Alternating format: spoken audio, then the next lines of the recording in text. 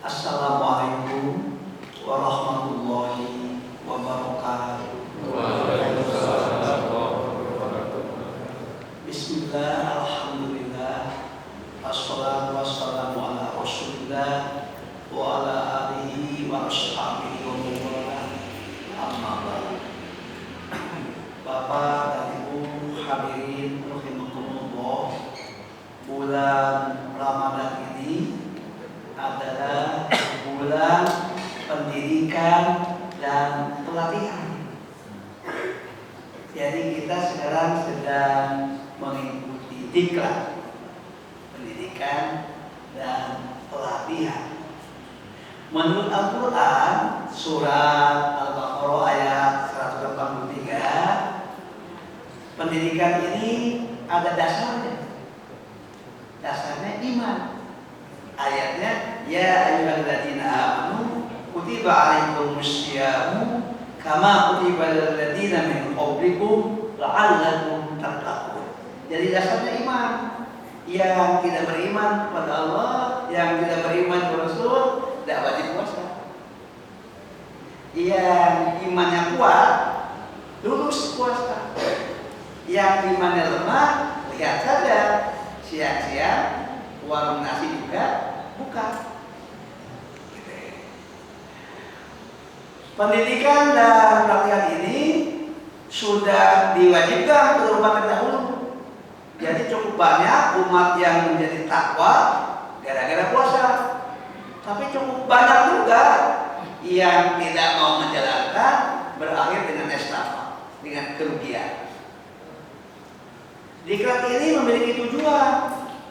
Tujuannya la'allakum tattaqun, supaya kamu orang-orang beriman menjadi pribadi yang bertakwa. Pelajaran utamanya ini ada pelajaran pokok, yaitu as-shaum, puasa. Puasa itu terbagi dua. Yang pertama as-shaum al-mu'aqqad. Puasa ada batas waktu. Kapan batas waktunya? Mulai adzan subuh, berakhir adzan maghrib. Itu sahur ada batas waktu. Apa yang dilakukan selama sahur batas waktu ini? Hanya satu, menahan. Apa yang ditahan? Tidak makan, tidak minum, tidak ada asupan. Nah, ini sahur tingkat dasar. Karena yang dihadapi menahan, tidak makan, tidak minum, tidak ada asupan ke dalam perut kita. Ini harus lulus dan umumnya kita lulus pada sahur tingkat dasar ini. Tapi ada sahur yang kedua, as-sahur al-mu'abbad, puasa selamanya. Gimana nih? Nah, yang puasa selama itu bukan menahan, tidak makan, tidak minum, tapi mengendalikan. Ini yang berat. Mengendalikan hawa nafsu, mengendalikan penglihatan, pendengaran, perasaan, hati. Ini mengendalikan. Nah, ini harus jadi kebiasaan, harus jadi kepribadian, harus jadi karakter. Contoh, mengendalikan kita tidak korupsi. Apakah ini ada batas waktu? Korupsi ada batas waktu. Oh, selama di rumah nggak boleh korupsi, di kantor boleh. Enggak. Kok tidak boleh korupsi itu sepanjang hayat. Inilah saum yang disebut al-mu'abbad. Ini buah saum. Umumnya kita untuk saum tingkat dasar lulus, tapi sedikit yang berhasil saum yang selamanya, yaitu memastikan dia kendalikan kita tidak makan kecuali yang halal, tidak minum kecuali yang halal, tidak mengambil hak orang lain, tidak mencuri, bahasa sekarang dalam bahasa kenegaraan, tidak korupsi. Kalau ini berhasil, dampaknya luas. Uang negara jadi aman, tujuan mensejahterakan rakyat tercapai, harga jadi terjangkau, persediaan kebutuhan rakyat tersedia, uang pajak aman, tidak pajak itu jadi memperkaya petugas pajak, aman. Inilah dampak. Insyaallah tak takut itu, tidak berani. Petugas pajak itu yang pejabat fungsionalnya, dia mendapatkan gaji sesuai dengan gaji pokoknya, dapat remon, dapat tunjangan fungsional, halal karena legal. Bukan berarti tidak mendapatkan, cuma yang lain yang bukan haknya, yang tidak ada legalitasnya, tidak berani. Kenapa tidak berani? Saum. Apa artinya saum? Mengendalikan. Gitu. Luar biasa saum ini, pengaruh sosialnya terhadap kehidupan. Insyaallah ta'alakum. Tapi pelajaran pokok puasa ini ada penopangnya. Itu kan pelajaran pokok. Ditopang dengan sholat berjamaah, masjid jadi penuh, ramai. Ditopang oleh buka bersama, boleh buka bersama. Biaya yang dikeluarkan buka bersama itu kecil dibandingkan dengan biaya yang dikeluarkan untuk pesta-pesta. Syiar agama kok.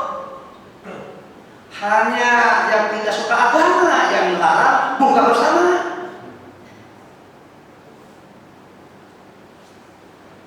Bagus itu penopangnya. Quran dibaca, ada i'tikaf, sholat subuh jadi seperti sholat maghrib isya ramai. Belum lagi kegiatan sosial, ada zakat fitrah, ada zakat mal, ada santunan fakir miskin. Nah, kalau itu dilakukan, ada syaratnya. Rasulullah bersabda, iman man shoma ramadhana imanan wa ihtisaban. Siapa yang melakukan puasa Ramadan yang tadi digambarkan sedang mengikuti tikar imanan atas dasar iman. Gimana tanda dasar iman itu? Terlihat pada niat. Sedikit akan saya ulas tentang niat. Niat puasa itu cukup unik kalau dibandingkan dengan niat sholat. Kalau niat sholat bersamaan. Seorang akan sholat, tadi kita ada 3 hal yang terjadi. Kita mengucapkan Allahu Akbar, namanya takbiratul ihram, kita angkat tangan. Nah, niat itu bersamaan mengucapkan Allahu Akbar dan angkat tangan. Hati niat. Tapi niat puasa, niatnya setengah 9, setelah sholat atau jam 9, puasanya nunggu beberapa jam ke depan, baru habis sholat subuh, ada subuh baru kita berpuasa. Mengapa ini? Jaraknya jauh. Itu ada rahasia.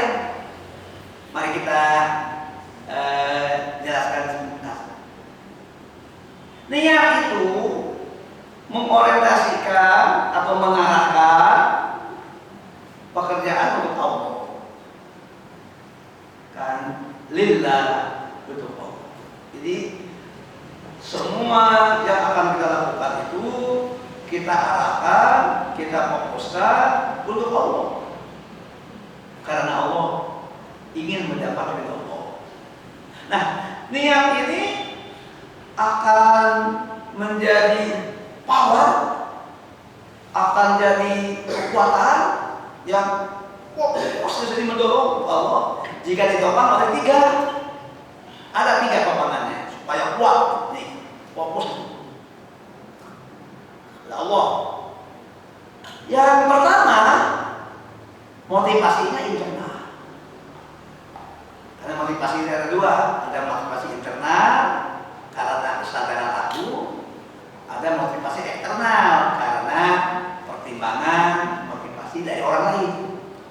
Jadi kesadarannya aku yang ingin menghadap Allah, yang untuk Allah, dapat ridho Allah. Aku. Setelah aku yang kuat, karena motivasinya internal, maka harus topangan yang kedua, yaitu dorongan kuat. Dorongan kuat. Lalu yang ketiga, kebulatan mereka. Nah, kalau tiga ini ada, maka orang yang berpuasa itu mampu bertahan. Namanya asobru, kesabaran, konsisten sampai maghrib, bisa mengendalikan karena ini baik. Lalu kenapa harus menunggu berapa jam mereka? Niat yang tadi itu untuk Allah ditopang oleh motivasi internal, dorongan kuat, pelantikan itu didistribusikan, disebarkan. Pertama disebarkan ke pikiran. Maka dalam pikiran kita ini terjadilah pola pikir, mindset. Besok akan terjadi percepatan sarapan pagi. Biasanya jam 6 jadi jam 4. Setengah 6, setengah 4 ada percepatan. Besok akan terjadi penghentian suplai makanan, minuman. Nah, pikiran sudah menangkap. Lalu yang kedua diarahkan pada perasaan. Maka perasaan kita akan menerima, akan ikhlas, akan menjalani puasa dalam keadaan nanti ada pengurangan pasokan makanan, pasokan minuman, akan pengurangan gitu.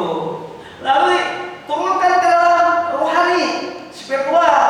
Nah, kalau ini dihubungkan dengan Allah.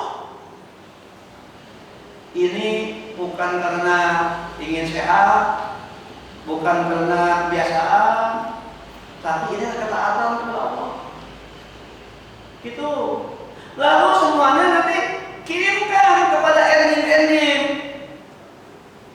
siap untuk mengolah. Jadi siap akan kondisi percepatan, siap akan ada stok beberapa jam, tidak ada suplai. Lalu akan bekerja. Sel-sel yang tidak berfungsi dibuang. Maka puasa itu sehat. Sumu tasihku. Berpuasa kamu, sabda Rasulullah, kamu akan sehat.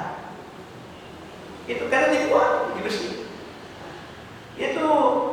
Nah, lalu kalau itu kemudian berhasil mengendalikan, sekarang yang akan bersih itu bukan hanya sel-selnya, tapi penyakit hatinya.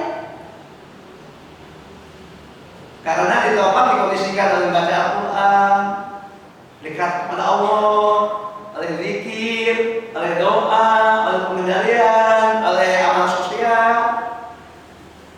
Semoga ujungnya jadi pribadi yang bisa mengendalikan diri, bisa bertahan. Miskin, boleh miskin kalau ada miskin, tapi dengan miskin tidak mengorbankan iman. Dicoba, mungkin sedang dicoba, tapi cobaan itu bisa dilewati dengan daya tahan, dengan ketangguhan. Kaya, boleh, tapi kekayaan itu tidak jadi sombong, tapi untuk membawa kebaikan bagi orang yang berpuasa. Siapa larang? Tapi